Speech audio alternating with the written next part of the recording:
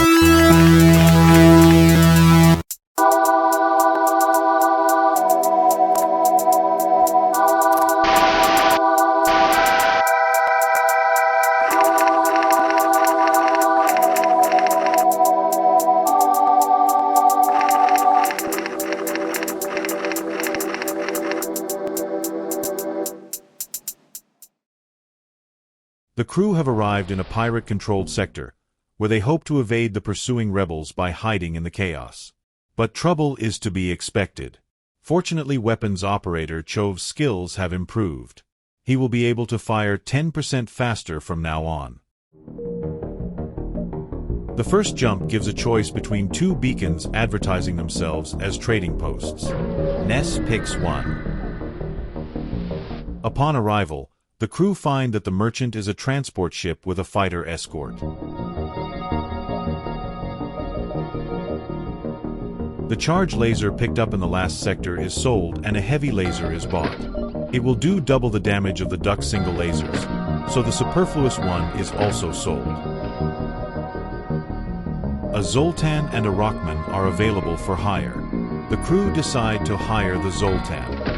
Like Chov, his inherent energy will help power a system. For advertising purposes, the store gave him a new name, but the crew ask him what his real name is. He says it's Hazz, so that's what he'll be called from now on, and he is welcomed on the mission. Ness assigns him to the shield bay to take over from Mark, who redeploys to the scanner room. From there, he will be able to get a better look at enemy ships.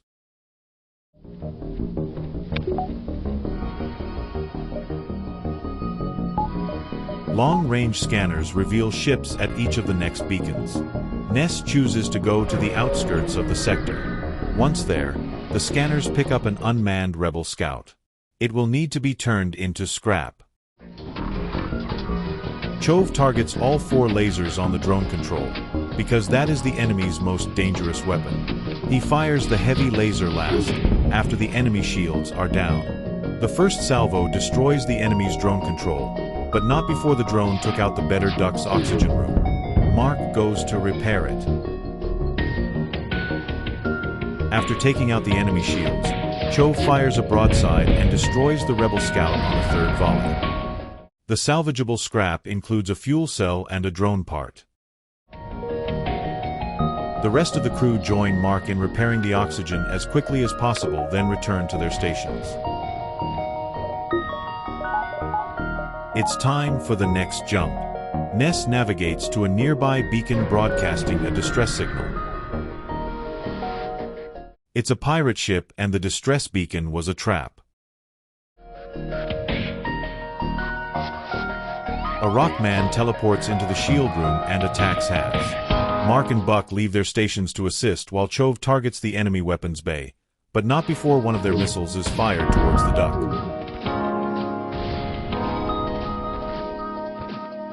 After a desperate fight, the pirate rockman is finally broken into pebbles. Chove aims a broadside at the crippled pirate ship.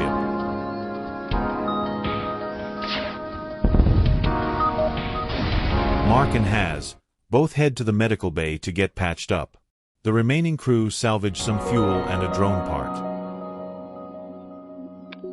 Once they are healed, Hazz and Mark head back to their stations.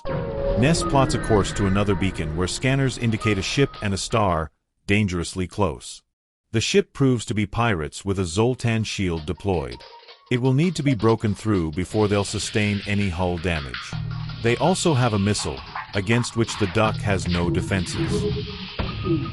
Chove targets their weapons bay while Ness empties the ship of excess oxygen. An enemy missile has damaged the medical bay, but fortunately Chove's second salvo destroys the enemy weapons. They will be a sitting duck from here on. The solar flare warning sounds as Chove all but destroys the enemy ship. The solar flare does the rest, and the enemy ship implodes, leaving behind some fuel and a missile.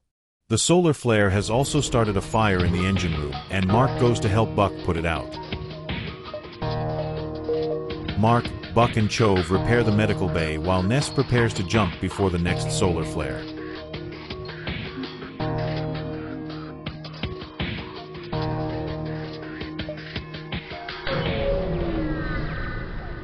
With 76 scrap units to trade, he jumps back to the second space market that revealed itself when the better duck entered this sector.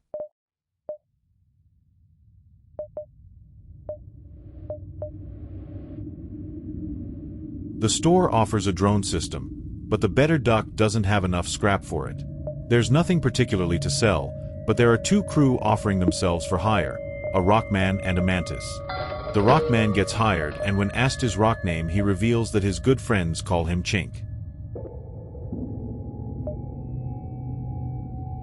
Rockmen are impervious to fire, and he moves into the doorway control room where he will help manage the oxygen as well as fires aboard ship and help stifle boarders. There is only one beacon that Ness can jump to from here. A rebel automated scout appears, but it looks like it's just in place to warn the rebels. Scanners reveal that it doesn't have any shields, so it should be an easy target for the duck's 4 lasers. Wanting to dispatch it before it can warn the rebels, Chove targets the weapons bay. Fortunately, the scout's first attack does no damage.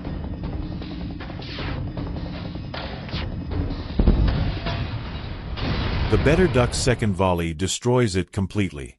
2 missiles and a drone part are scavenged from the wreckage. Before moving on, Buck does some improvements to the engine room, making the engines more powerful, which will allow the FTL drive to charge more quickly and improves the chances of evading incoming attacks. Ness jumps where there is a ship but also an asteroid field. The ship is another rebel automated scout with only weak shields, but it does have a heavy laser, as powerful as the better ducks. It also deploys a beam drone, which could be very dangerous since the asteroids will weaken the duck's shields. Chove's first salvo damages the enemy drone bay, and their drone goes idle in space. Chove then targets the weapons room, but while the shields are down, the enemy laser hits the medical room. Chink opens the airlocks to extinguish the fire. The duck's third salvo destroys the enemy ship, and 2 fuel cells and a missile are salvaged.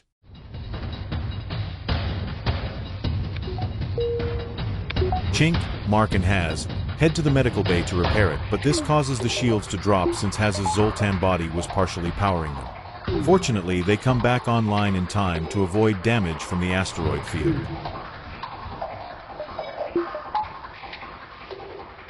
Ness surveys the next jump. He heads to a nebula where scanners report another ship. It's a rebel ship stationed to look for the better duck.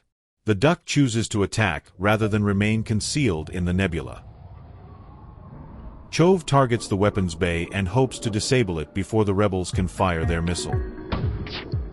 The rebels get a missile away, however, which damages the oxygen supply, and even though their weapons are partially damaged, their missile weapon remains functional.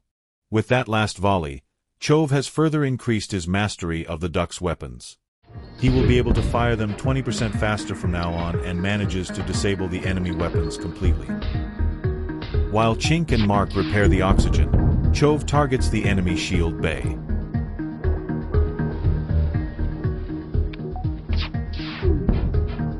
Chove continues to target the enemy shield room, but it looks like a fire has broken out and does some damage of its own. The rebels offer some goods, but unfortunately the better duck can't afford to let them report this encounter, so surrender is not accepted and a final salvo destroys the ship. 2 fuel cells and a missile are salvaged. Ness needs to get the better duck out of this sector before the rebels catch up, so he opts for a safe jump to a beacon outside the nebula, but a pirate ship waits there and communicates a weak warning. They frighten quickly though and jump away. At the final beacon in this sector there is a pirate ship waiting for prey. Worse than that, it's a slave runner. They demand the duck hand over a crew member, but they are told emphatically, "We will never surrender a crew member to slavers."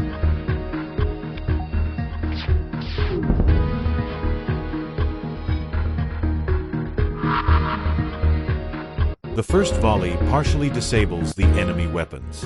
In response, they teleport over a small bomb, which materializes in the weapons bay, injuring Chove and knocking out 2 of the lasers. Buck, Mark and Chink go there to help, while the better duck's remaining lasers fire automatically. As the duck's lasers are brought back online, another small bomb materializes in an empty room. The crew go back to their stations as Chove fires the next salvo. Again, the enemy's laser weapon has been brought down, but their small bomb is still active and proves very effective. Chink goes to repair the oxygen room as Chove fires again. Mark assists Chink while Chove keeps up the attack. He is still groggy from the small bomb blast though, and he forgets to fire the heavy laser. Another small bomb detonates, but it's outside the ship and does no damage. Chove fires again. This time he fires the heavy laser, but the enemy weapons have already been brought down. He retasks the lasers on the enemy shields and saves the heavy laser for the weapons. Fearing they have been soundly beaten, the slave ship offers to release one of the captives. He will make a good crew member, so the better duck accepts. He is a human who reveals that he was given a slave name, but his real name is J-Dog.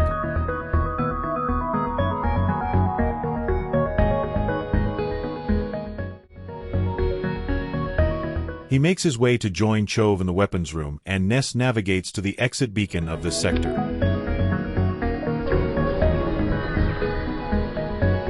This is the final beacon of the second sector, and the crew are glad to have made it this far.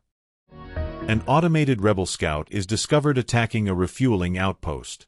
The crew choose to intervene, and the scout moves to return fire.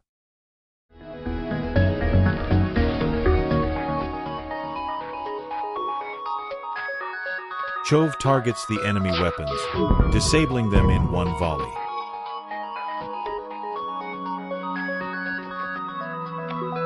He then re-aims at the enemy shield bay and destroys the ship completely. 3 fuel cells and a drone part are salvaged, and the outpost also sends over another 3 fuel cells and 2 missiles in thanks. The better duck is now clear to exit the sector.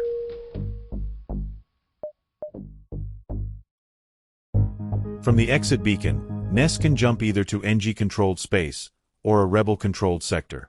After consulting the crew, they choose to travel through NG space. The NG are a funny, robotic people, and time will tell how the crew of the better duck are received as they navigate forward.